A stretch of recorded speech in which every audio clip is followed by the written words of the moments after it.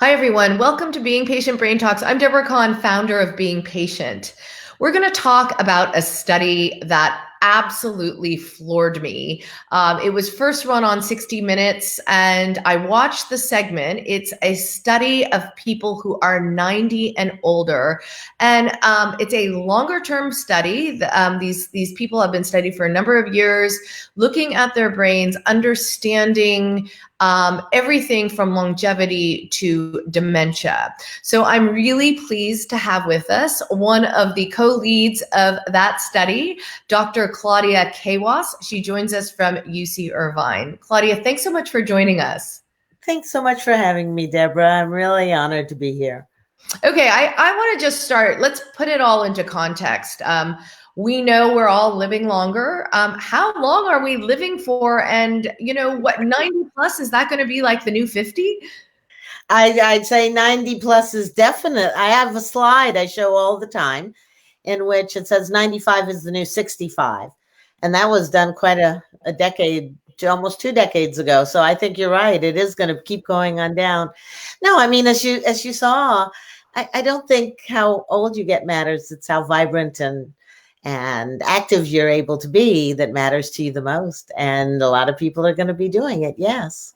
So tell us a little bit about the 90 plus study, which has been now going on. Is it 6 or 7 years that you've?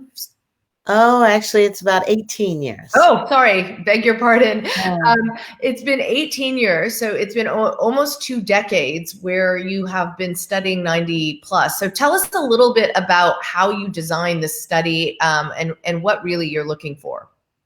Well, I mean, at this point, we've enrolled about 2,000 people over the age of 90. And the original design was there were 14,000 people living in what was then called Leisure World in Laguna Woods in the early 1980s. And investigators from the University of Southern California sent a 14-page questionnaire to every single person who was living there. It's a retirement community. And they got 14,000 of them back. And that's pretty astonishing. But in those reports from people they answered questions about their lifestyle, especially. And they answered questions about whether or not they took vitamin E. And they answered questions about the women, whether they took estrogen and how much exercise they got. And so originally what we said is if you were one of those 14,000 people on January 1st, 2003, and you were still alive and over the age of 90, we were going to find you. So we went to 37 states to find the first 1,600 people in the study. Now, more recently, we're taking local volunteers. And in fact, probably for maybe only another year or so, if there are people in Orange County area who are interested, Orange County, California, we're delighted to hear from you. Because we are taking now local people and we're trying to study what makes you successfully age. So what's the quality? I mean, okay, so now you have thousands of people in this study. You've been following some of these people for a significant portion of time. What's the quality of life like in general at 90 plus? Well, I mean, it really spans the whole range. Unfortunately, variability is the hallmark of aging. So what you have are people at one end of the spectrum who really are quite impaired in whatever ways, whether it be ability to walk or think. And at the other end of the spectrum, you have people who are still just remarkable, flying all over and visiting and driving and doing artwork and volunteering and all sorts of things, and everybody in between. And I think, we all want to we know which end of the spectrum we want to be at. So the real question is how to move all of us over to the good end. Well, and we hear so much in recent research in recent years about lifestyle and how, although lifestyle can't cure a neurodegenerative disease, there's a lot of credible science really believing that you can kick the can down the road, right? You can really make your brain healthier. Is that what you're seeing as you look at the 90 plusers? Is it just the ones who are more active, who keep their brains engaged? Are they the ones who tend to be the ones who are cognitively living healthier lives? Well, I mean, that's exactly what the research is showing. It's like you said, how did they get there? So when we looked, for example, and compared, does it matter whether or not you took vitamin E? Does it matter how long you lived, or does it matter how good your thinking was? If you took vitamin E, did you do better? And the answer is no.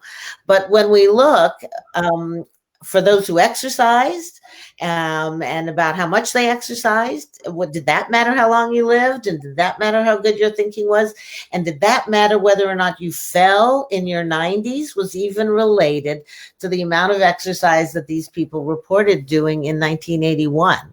So I mean, there's no question these factors matter, and I would put forth they matter more than any drug that's ever been approved, because none have been approved, right? So these effects, they're not to be minimized, and I think they have to do primarily with a healthy brain being able to withstand the onslaughts of whatever comes its way, better than a not so healthy brain. You had mentioned earlier when you were talking about certain things that you had asked the community of people. Estrogen made me perk up a bit, because there's a lot of research going into how hormones impact our brain health. We know that 2/3 of Alzheimer's cases are women. And at first it was just thought that it's because women live longer, but now I've been told by many scientists that that's actually not the case. And what science is really delving into is the fluctuation of estrogen. Like as we age and go through menopause, there are certain susceptibilities of a drop in estrogen that puts your brain at risk. Can you shed any light onto that for us? I mean, are we at the stage now where, like, a lot of the women in your study, 90 plus, did they take estrogen? Do we know that yet? So estrogen is such a complex story, and I'm mostly laughing because I was thinking of all the papers that I've written about estrogen and how some of them say probably or appear to say the opposite of what another paper I wrote said. And estrogen has been so hard to understand and tangle apart. In the 90 plus study, actually, probably the very first paper we even published, so now I'm talking about almost 20 years ago, right? Happened to be that women who took estrogen in the 90 plus study in 1980s, which was generally their perimenopausal period, right, lived longer than women who did not take estrogen in the 1980s. And that was looking at all 14,000 people, well, all the women in that 14,000 people, which would have been more around probably 8,000. 7 or 8,000 maybe. So in these women, I mean, does that mean estrogen made them live longer? Well, I can't tell that in this kind of study. All I can tell is that the women who happened to take estrogen were the ones that lived longer. And while estrogen could cause that, but it also could be other stuff related to estrogen, or other stuff not related to estrogen. I mean, it's a real complex story. As you know, many studies have suggested benefits for estrogen in terms of both longevity and cognition. There's a whole horde of scientists who are looking at estrogenic type compounds and trying to understand their differential effects on the brain. I mean, I think one thing that was very interesting is all the women in the 90 plus study, virtually the overwhelming majority of them had taken what we call conjugated equine estrogens, which is the Premarin. And that's the horse coming from a horse, right? Exactly. Right. And there's like 32 different estrogenic compounds mixed in there. And, it's hard to know which one. I mean, we think that estradiol, one of them, is the most brain related one. There's receptors in the brain, for example, for estradiol, but we don't quite understand all the effects on the hormones on all the different receptors in the brain. But these women who took Premarin were the ones that appeared to do better, and yet now Premarin is not in the standard of care. So women, if they do take estrogens, they don't generally take them unopposed, meaning they also have progesterone added, which has also brain effects, and it's complicated. Yeah, a lot more study has to go into this, obviously. Yeah. We don't really have the answer. What really amazed me about this study is the fact that some of your findings are contrary to anything we've been led to believe about dementia. So, for example, you had people in this study who had amazing cognition and lived over 100 years old. Yet you open their brains up after they passed away, and it was filled with beta amyloid plaque and tau tangles, and vice versa. You had people who were cognitively in a state of dementia, yet after the autopsy, you didn't see a single sign of plaques in the brain. So explain that to me, because how could that be possible? Oh, well, I think, we've oversimplified it a bit, and we hardly ever do autopsies, unfortunately. And so most of the time, we don't really get a chance to find out what's in the brain. The plaques that we see in Alzheimer's disease, up until recently, we had no way of knowing how long they were in your head. All we knew was what they looked like when you died, right? And usually you die with severe dementia, and we find the plaques and tangles, and we say it's Alzheimer's. But what I think we didn't know until relatively recently is that, first of all, people tend to have these plaques in their head for 10 or more years, probably before they have the first real signs of memory loss. So one possibility when you see this in a normal person is that, well, if they'd lived longer, they might have developed dementia. And because that's not an unreasonable thought, in fact, those are the very individuals right now that are in most all of the prevention trials for Alzheimer's disease that have to do with amyloid in particular. But on the other hand, another possibility might be that their body just doesn't mind having it there, or the toxic effects of it aren't, for some reason, affecting them. It's hard to know which one of those when you only get one chance, to look, and it's a death. But I think now we're realizing that there do appear to be some people, particularly among the oldest old, who look resilient. That is, they look like they can have all these things in their head and they're still fine. And it's not just Alzheimer's disease, but it might be signs of, we usually associate with Parkinson's, like Lewy bodies, or TDP, which is a protein that we've started realizing is related to a lot of different dementias. It might be even strokes.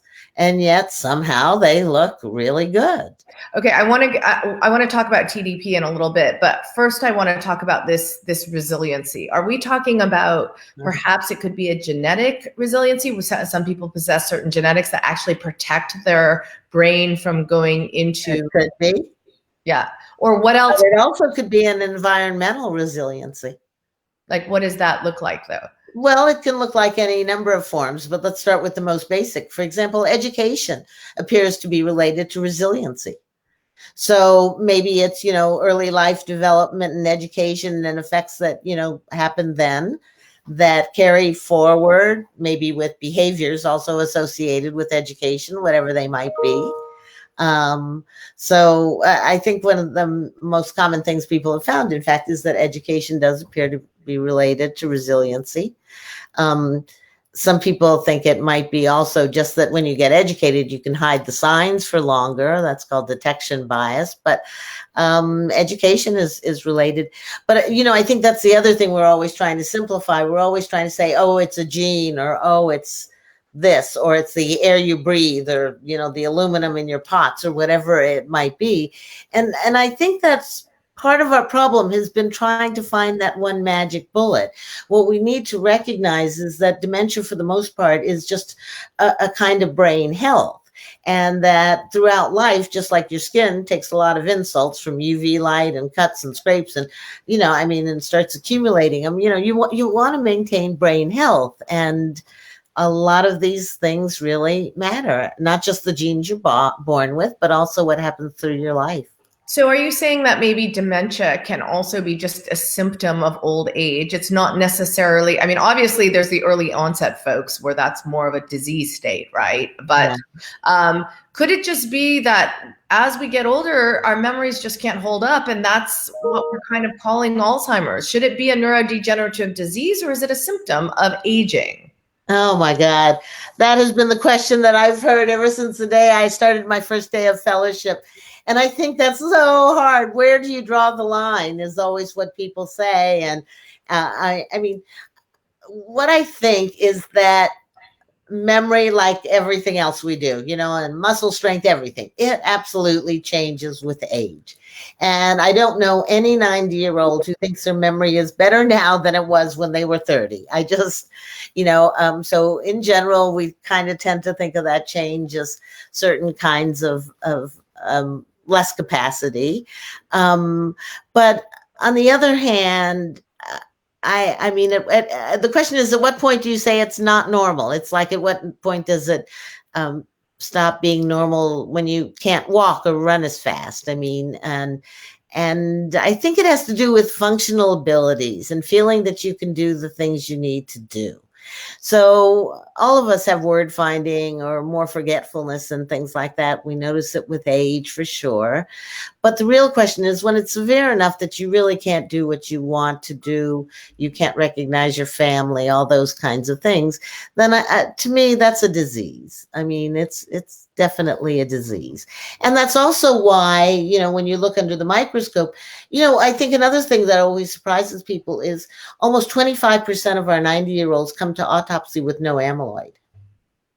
Yeah. So my attitude is, if it really is just they didn't live long enough, let's just make it so everybody doesn't get it, and makes it to age 95 without getting it, and then it'll be incredible. So But how do you explain the, like, I remember watching the 60 Minutes, and there was, I think it was the woman who was going, she obviously, she was showing very clear signs of memory loss and dementia, yet she didn't have you couldn't find any plaque in her brain. So what explains that? well, that was, I think, the gentleman on the Oh, show. sorry, I mixed him up. Yeah. And he had absolutely looked classic. He was in the first show 6 years before, with clear dementia at that point. Um, and then he was the one that we got the surprise. And he had no Alzheimer's plaque. And that's because I think the most likely explanation in his case was something that is now being called late. Late is a tangle of words: limbic predominant, age related, TDP 43, encephalopathy is what it stands for. But the bottom line is, it's people who look very, very, very similar to Alzheimer's disease. They're almost always, that's the diagnosis they receive during life. They tend to have memory problems. They tend to progress less quickly. So they have a slower rate of decline and lower levels of impairment in at least some cases. And that's what's being called late. And that's what he had. He had no Alzheimer's pathology, but he did have TDP 43. And so I think that is what was explaining his dementia.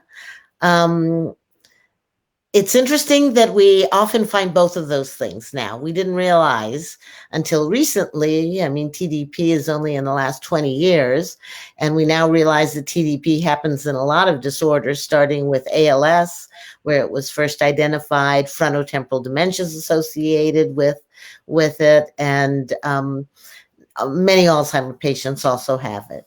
So you can have Alzheimer's alone, you can have TDP alone, or you can have them both together. Okay, tell me, let's go down to the very basics. What exactly is TDP? Well, it's an abnormal protein. It's a hyperphosphorylated protein, once again, that's associated with neurodegeneration, essentially. So then that way it makes it very similar to like an amyloid or plaque or a tau tangle, which are the abnormal proteins we use to identify Alzheimer's disease. So TDP is phosphorylated abnormally in these other disorders. So it's something that when the cascading process begins, TDP is like one point where, perhaps you can reach the tipping point and go into dementia. So kind of like the plaques, but not the plaques. Is that right? No, not really. I think of it a little differently. I mean, one of the things is we really don't understand what TDP is doing, and especially this whole, I mean, these are a lot of different diseases.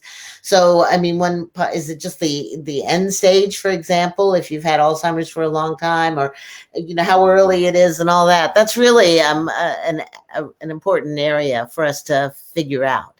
But I think, it identifies basically another disease process. So, for example, when we're talking about Alzheimer's disease, we say it's there if they have amyloid or tau. If we're talking about Parkinson's, we talk about the alpha-synuclein protein, which is what's in Lewy bodies. And I think a lot of people think that this entity late is actually another thing along the same lines, where you might have TDP as the associated abnormality, and maybe stopping that phosphorylation will help, and maybe it won't, like the amyloid story is being worked on, but that's one of the possibilities. I think that same problem, though, we have now with this is the one we've had for Alzheimer's disease through my entire career until recently, which was, now I can get an idea of if you have an amyloid plaque or a tau plaque in your head by getting a PET scan or doing a spinal tap, or most recently some blood assays. But I can't do any of those things yet for TDP, although people are working on it. I think that would help a lot to study it more. Because we don't even know when TDP presents itself, really. No. Yeah. We have so we no could be born with it, or maybe it comes later. We have no idea. Well, I mean, in the normal form, just like amyloid, you're born with it and you have it in your cells and all that kind of stuff. What we don't know is when does it become abnormal? Mm-hmm. And you're right. And, what role it's playing in the process. Is it at the beginning or the end even? It looks, when it appears in Alzheimer's disease, to be kind of near the end. It's also associated with something called hippocampal sclerosis, the scarring of the hippocampus. And the people with Alzheimer's disease who have TDP also tend to be the longest duration patients. So patients who've had dementia for the longest are more likely to have TDP with their Alzheimer's. I mean, it's, I wish this was simple, but I guess if it were, then we would have a cure, and we are still working really hard on it. But, I think there's some optimism that needs to be said here. I mean, and it goes back to the earlier part of our discussion, sort of. So it turns out that there have been a number of studies that have suggested now that over the last 20 years, the age-specific risk of dementia has gone down. And by that, I mean, if you were an 80-year-old 20 years ago, your likelihood of having dementia at the end of the year or 5 years or whatever was much higher, it turns out, than it is if you're an 80-year-old now. And that has to do with, like we were talking about, the new, 65 sort of. But the real interesting part about that is what made it go down, right? Because the only thing I know for sure is none of our drug trials were successful. There is no drug that made it go down. And so it's other things that are happening, some of which I think have to do with lifestyle, some of which I think have to do with risk factor management, particularly things like hypertension and cholesterol. I think the fact that it's gone down should be very encouraging to us, because it should tell us that there's factors there that we maybe even already are manipulating, and there's probably more. I mean, I've heard scientists talk about the cure for Alzheimer's is more like an HIV cure, right? It's like you don't actually get cured, but what you do is you treat a lot of different things that are risk factors, mm-hmm. and then you lower your risk and hopefully never go into neurodegeneration. So possibly could be on the horizon, and that plays to what you're thinking, which is, what you're saying, which is, maybe we're just living healthier. We deal with blood pressure better. We deal with vascular problems better than we used to. Are all related to brain health. There's a question that's come in, and I think it's particularly important today as we are all living through this pandemic. A lot of people in our community have expressed how hard the isolation is for them, the social isolation, leading to depression, which we know is bad for our brains. I'm curious about insights into the 90 plus crowd. Are the ones that were living healthier, were they really socially engaged? How much did social factors play into this? Well, actually, just a few months ago now, we published one of our papers looking at just a very simple measure of sort of outlook in 1981 and related to mortality. And it outlook matters, you know. I think having a positive attitude has been associated in a lot of studies, not just ours, you know, with good outcomes and doing better. How to get that positive attitude now is another story, but socialization, I'm very worried after this pandemic. I think that on all of us at all ages, I think we are going to see long lasting effects, not ones we can't get over, but I think there's been more impact of this on us than we probably realize on a day-to-day basis. I mean, it's been a long year and a very isolating one, and very isolating for our 90-year-olds. I mean, I think it was so telling about a month ago when we temporarily reopened the clinic so that they could come in for in-person visits. We've been calling them all along, phone calls on a regular basis just for checking in or delivering toilet paper or whatever. But out of the first 15 people we called, the first day, 14 immediately were scheduled and came in. It was, I think we miss seeing them and they miss seeing us. And I think especially, you know, there are vulnerable groups, so people isolate them even more than they might already be isolated.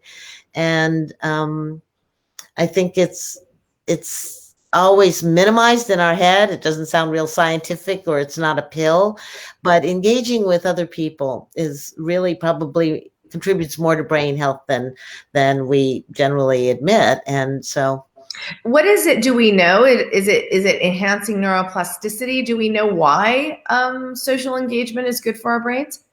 well, I mean, if I gave you an answer, it would be simplifying what I think is one of the more complex things again. I think that there are definitely effects on neurogenesis.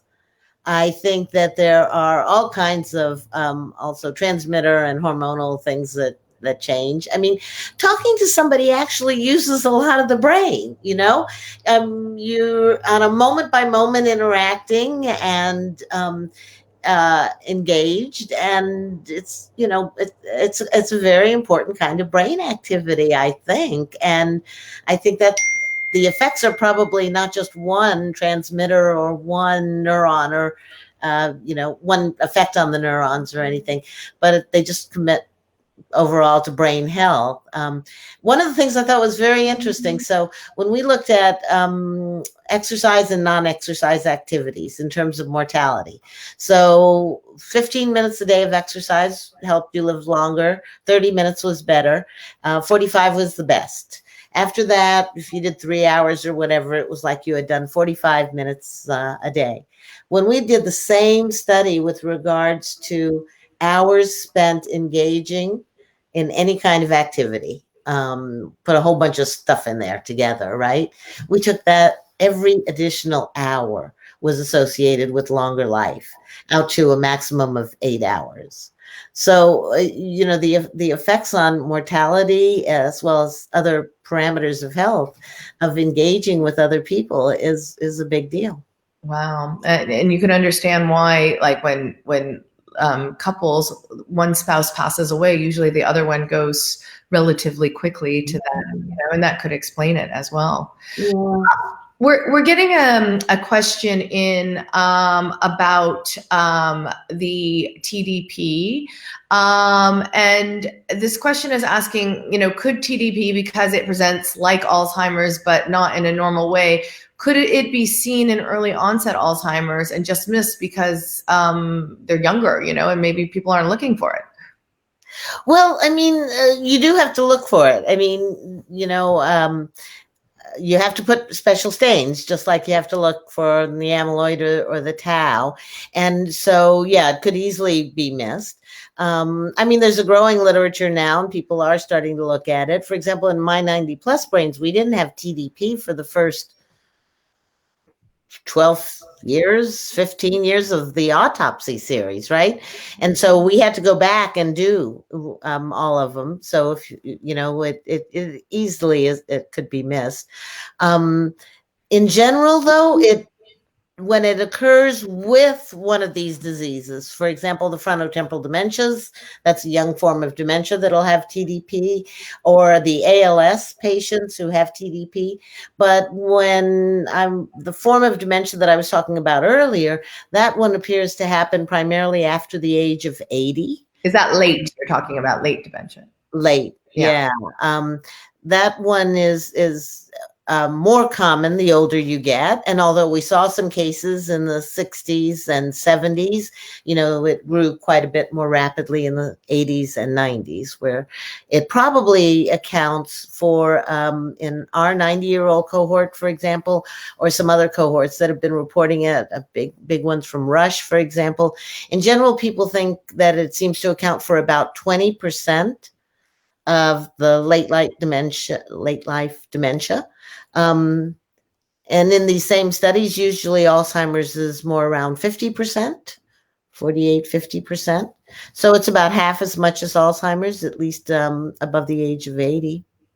So, I mean, you know, one of the problems that people have is diagnosis. And, you know, what you're talking about is kind of a whole new dimension to dementia. But however, does it really matter? I mean, are the symptoms exactly the same? Should we know whether or not it's a late dementia versus, you know, full-blown Alzheimer's? Like at the point we are in today in research, is it important to distinguish this? I mean, I can see why it is for the search for a cure, but in terms of people's living and, you know, lifestyle. It's like any other thing. It's this, how important it is or isn't depends on what you're researching. So I think, I mean, when people come to my clinic, to me, what's important is to do my best to make them as good as possible, to get worse as slowly as possible, to improve in ways, whatever ways are possible. And at least right now, all forms of dementia mostly use the same strategy. So, you know, I give out a lot of antidepressants, for example, to help with mood and sleep and agitation, or other drugs, you know, to control, you know, other symptoms that might help the person feel better. I mean, one of the things that's interesting is how often with all these more supportive so-called treatments, people's cognition also improves and their behavior improves and they feel better. And, you know, that's right now where unfortunately it all is. I mean, in the end, we want to prevent or cure or something. But right now, what we want to do is take care of them. And that doesn't vary that much by all of these kind of more refined things but in terms of research, I think lots of times it does matter a lot. And the researchers can and should figure that out. One of the things, for example, patients want to know the most is, you know, am I going to get worse, and how quickly am I going to get worse, for example? And some of the things that probably control that have to do with what's in your brain that we don't know about. But until I have a specific way of fixing that particular problem, whether it be Alzheimer's or late or strokes or whatever, then mostly what I need to do is make you feel better. Yeah, absolutely. So, Claudia, just to kind of sum this up I mean, the study is almost 20 years now. Mm-hmm. We've talked about certain findings and insights, but when you're if you had to give me an overall, like what we've learned and why it's significant right now, I mean, I know you're continuing and there's still a lot more to learn, but what's the aha moment in all of this? Oh, I think the studying people in this age group first of all, it represents a huge public health problem that I know it's an oxymoron, but the older I get, the more interested I am in it. And it's really opened our eyes to several things, including the fact that all dementia is not Alzheimer's disease. And we need to put some attention into looking at all of those other things because they also affect younger people, even though they've been even more ignored in the younger people, as Alzheimer's disease is far and away the most, common one. I think also it's told us that there are a lot of things we don't know because at age 90, still about a quarter of the brains with dementia do not appear to have an obvious cause. Um, not that many years ago, I said 50%. So the reason why it went from 50 to 25 has to do in large measure with TDP and our appreciation that microscopic infarcts, which we thought before don't matter, actually are accounting for a significant number of those. And that's like little tears in your brain, is that right? Well, we call them microinfarcts because we're implying that they're tiny, so tiny you can't see them except with a microscope, but they're supposed to be mini strokes, we think. But the risk factors for them are not related to the risk factors for any other kind of stroke. So I'm not sure what they are. What I do know, though, is that when you get a whole lot of them in your brain, it affects your thinking. And so it's another area that hopefully will be getting a lot more attention because it's potentially an area that we might be able to treat right now or prevent right now. So the 90-year-olds are the ones who have allowed us to detect previously unknown pathologies sometimes or under-recognized or studied pathologies and, focus on them because they cause dementia at all ages. The 90-year-olds at age 100, the risk of developing dementia is 40% per year. Mm-hmm. So if you want to have a study where you watch a lot of people transition, nothing makes that happen more than age. So they're at high risk, but they also are the highest levels of so-called resilience, where they appear to have pathology in their head and being fine. They've just been amazing to study, and they give us everything. I don't know how they do it. And so let's, I'm assuming you didn't enroll everyone once they were 90, or did you? Is it one of the requirements you have to be 90 or above, or do you take them before? I mean, considering you're studying 20 years, do they have to be 90 when they enter? Yeah. They have to be 90. Yeah, you don't get enrolled until your 90th birthday, actually. Okay. We do have other studies at UCI, many other studies, actually, that enroll, much younger individuals, 60 and 70-year-olds especially, and 80-year-olds. We have an Alzheimer's Disease Research Center that takes a lot of those, and we have most of them, in fact, are people who are normal, by the way, and allow us to do all kinds of research and stuff. But for the 90+ study, no, you can't even, we don't even let you in the month before your 90th birthday. You have to be 90. Okay, so I have a few decades to go before I qualify. But how do people, let's say someone's watching this and they have a parent who's, grandparent, how do they find out how to enroll, and where are you recruiting? Is it all over the country, or, I know things have slowed down because of COVID, but tell us, how do they find out? Anybody who has access to a website, 90study.org is our website. You'll find a lot of information there, including our phone number and an email address, and you can just give us a call or email, and we'll be happy to answer all your questions and tell you what, if any, options there are.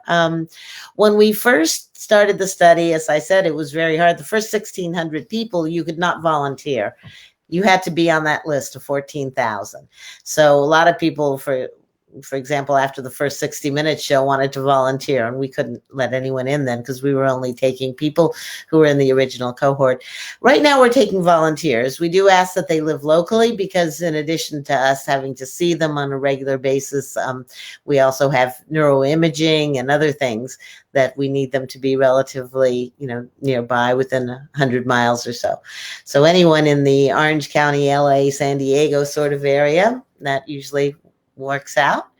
You can give us a call. Okay. neurology.org. We'll post the link in the Oh, this that'd be great. And if you could also put the phone number. Yes, excellent. So, Claudia, thank you so much for your time. And don't forget to come back and tell us every time you have an aha moment. Let us know.